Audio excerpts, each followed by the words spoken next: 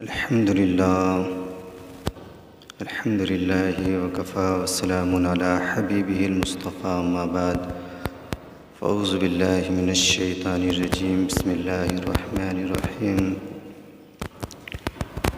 أني ممدكم بألف من الملائكة مردفين صدق الله العلي العظيم درود شریف پڑھیے اللهم صل على سيدنا شفيعنا حبيبنا مولانا محمد بارك وسلم صلوا عليه صلاۃ و سلام علیک یا رسول اللہ صلی اللہ علیہ وسلم۔ حضرات محترم، کل کی جو تاریخ ہے وہ اسلامی اعتبار سے بڑی خاص تاریخ ہے، کیونکہ 2 ہجری 17 رمضان المبارک کو اسلام کی بہت بڑی جنگ بدر کے میدان میں لڑی گئی تھی۔ تقریباً 14-15 سال تک مسلمان ستائے جاتے رہے، پریشانیوں کو سہتے رہے، لیکن اس کا جواب نہیں دیے۔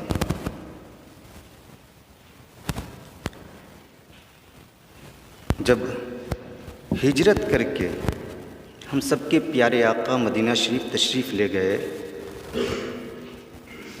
تو 2 ہجری میں رب قدیر نے حکم فرمایا کہ تم اس کا جواب دو،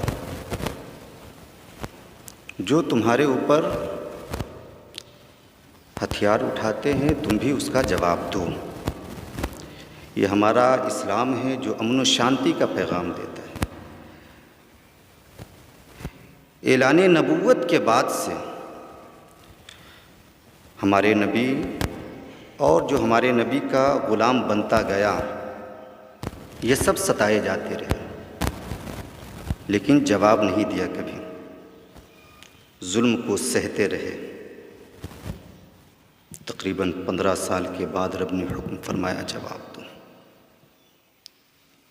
تو بدر کے میدان میں لوگ آئے تھے خاتمہ کے لیے، خصوصی طور پر ہمارے نبی کے خاتمہ کے لیے، معاذ اللہ، کہ اگر وہ ختم کر دیے گئے تو کوئی ان کا غلام نہیں بنے گا۔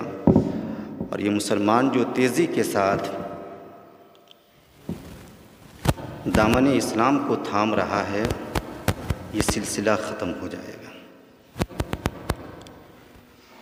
یہ ایسی لڑائی تھی کہ جو رمضان کا مہینہ تھا اور پلس میں فاقہ کشی کے دور سے لوگ گزر رہے تھے، خصوصی طور پر مسلمان، یوں کہیں کہ نہتے مسلمان تھے، ساز و سامان بھی مکمل طور پر نہیں تھا، تعداد میں بھی بڑی کمی تھی، محض 313 تھے، ادھر 1000 یا اس سے زائد۔ لیکن رب قدیر نے جو اپنے محبوب سے وعدہ فرما رکھا تھا، رب نے وعدہ کے مطابق اپنے محبوب کی مدد فرمائی۔ رب قدیر نے پہلے وعدہ فرمایا تھا 1000 فرشتوں کے ذریعے ہم آپ کی مدد کریں گے، 1000 فرشتوں کے ذریعے، لیکن اس کے بعد پھر 3000 ہوئے، پھر 5000 ہوئے۔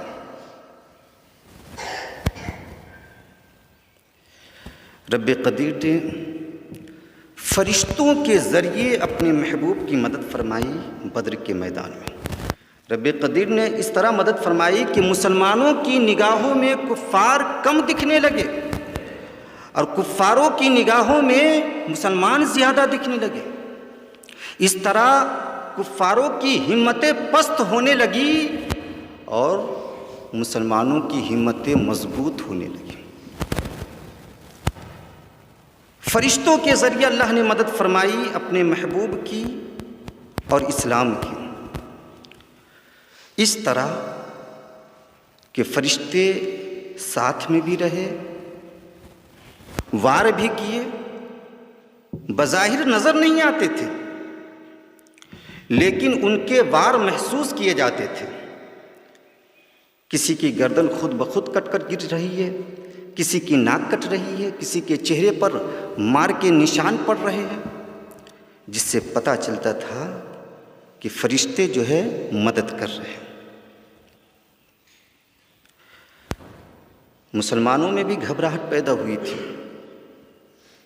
اس گھبراہٹ کو دور کرنے کے لیے اللہ نے ان پر سکینہ اتارا کہ ان کی نگاہوں میں، مسلمانوں کی نگاہوں میں ان کی تعداد کو کم دکھایا،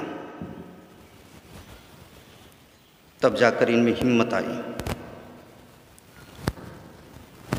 اس طرح بدر کے میدان میں جو اسلام اور بانی اسلام کو مٹانے کے لیے آئے تھے،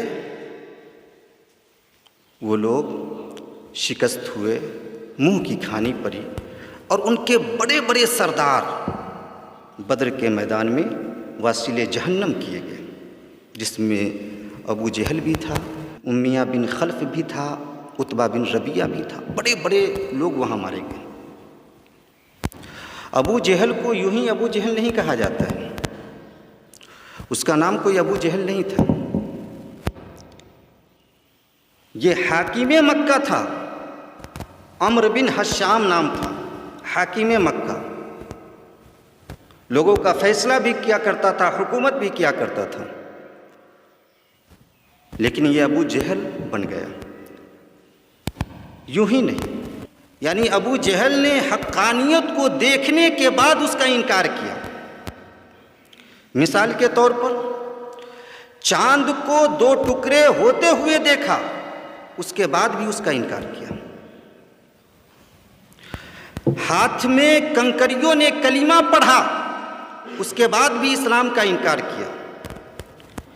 ہجرت کی رات پیغمبر اسلام نے ایک مشت دھول اٹھائی، سورہ یاسین شریف کی ایک آیت پڑھی، اور جو لوگ حضور کے گھر کے باہر کھڑے تھے حضور کے خاتمہ کے لیے، ان کے چہروں پر پھینکی، وہ سب کے سب اس وقت اندھے ہو گئے، کچھ دکھائی نہیں دیا، حضور نکل گئے۔ اتنا بڑا معجزہ دیکھنے کے بعد بھی وہ حضور کا انکار کیا، اسلام کا انکار کیا۔ جب بار بار اسلام کی حقانیت کو دیکھنے کے بعد اسلام اور بانی اسلام کا انکار کرتا رہا تو وہ ابو جہل قرار دیا گیا، اس پر اللہ کی لعنتیں آنے لگی، اور جب تک دنیا باقی رہے گی ابو جہل کے اوپر اللہ کی لعنت آتی رہے گی، مسلمانوں کا پھٹکار اس پر برستا رہے گا۔ آج بھی جو لوگ حقانیت کو جانتے ہوئے اس کا انکار کرتا ہے، کلمہ پڑھنے کے باوجود اسلام کا مذاق اڑاتا ہے،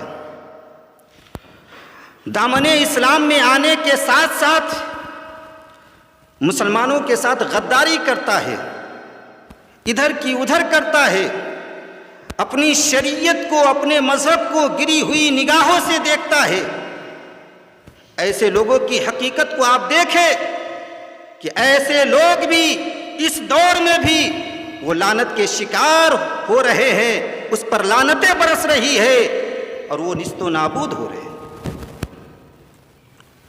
صبح قیامت تک جو ایسا کرتا رہے گا اس کی سزا ایسی ہی ہوتی رہے گی۔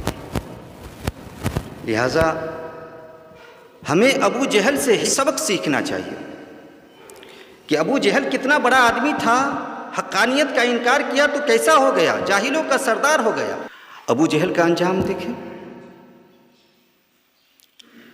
حضرت عبد الرحمن بن عوف کہتے ہیں کہ جنگ بندی کے لیے صف لگی ہوئی تھی، میرے دائیں اور بائیں 2 نئی عمر کے لڑکے تھے، نئی عمر کے 2 نوجوان تھے۔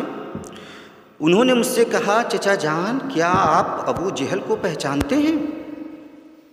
میں نے کہا کہ ابو جہل سے تجھے کیا کام ہے؟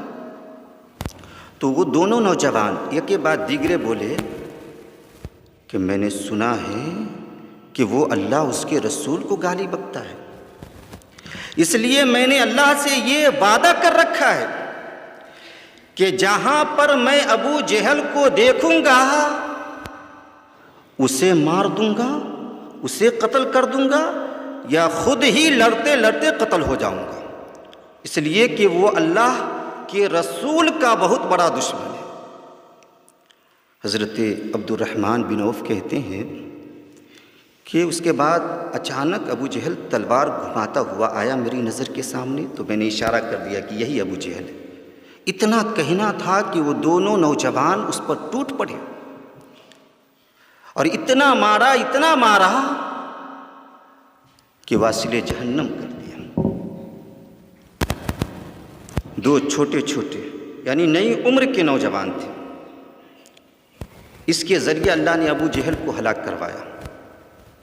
زمانے کو اس سے عبرت حاصل کرنی چاہیے کہ جو گستاخ بن جاتا ہے، اللہ تعالیٰ چھوٹے بچوں کے ذریعے یا ادنا شے کے ذریعے اسے نیست و نابود فرمایا کرتا ہے، تاکہ زمانہ اس سے عبرت حاصل کرے کہ اللہ اس قدرت والی ذات کا نام ہے کہ جب وہ چاہ لے اپنے محبوب بندوں کی مدد فرمانا تو ایک ادنا شے کے ذریعے، ایک ادنا چیز کے ذریعے بھی اپنے محبوب بندوں کی مدد فرما سکتا ہے اور ان کے گستاخوں کو نیست و نابود فرما سکتا ہے۔ جیسا کہ نمرود کو دیکھیں آپ، کتنا بڑا دشمن تھا حضرت ابراہیم علیہ السلام کا، ایک لنگرے مچھر کے ذریعے اللہ نے اسے نیست و نابود فرمایا۔ فرعون کو دیکھ لے، پانی کے اندر ڈوبا کر اسے نیست و نابود فرمایا، اور بطور نشانی اس کی لاش کو ابھی تک باقی رکھا ہے تاکہ زمانہ اس سے عبرت حاصل کرے۔ حضرت موسیٰ علیہ السلام پر جب ان کی قوم کے لوگوں نے تہمت لگایا تھا کہ ان کے مقام خاص میں برص کی بیماری ہے، تو ایک بے زبان پتھر کے ذریعے اللہ تعالیٰ نے اپنے محبوب کی بے عیبی کا اعلان فرمایا تھا۔ اللہ تعالیٰ بڑی قدرت والا ہے، لہذا دامن اسلام کو مضبوطی سے تھام کر ہم مکمل مسلمان بن کر زندگی گزارنے کی کوشش کریں، اسی میں ہماری کامیابی ہے۔ امیہ بن خلف کو دیکھے، جب انہوں نے دیکھا کہ مسلمان ہم لوگوں پر غالب ہو رہے ہیں تو یہ دوڑ کر گیا حضرت عبد الرحمن بن عوف کی بارگاہ میں، ان کے پاس گیا، پرانے تعلقات کو یاد دلایا اور کہا آپ ہمیں بچا لیجئے، آپ ہمیں بچا لیجئے، پرانے تعلقات کو یاد دلا کر کہا ہمیں بچا لیجئے۔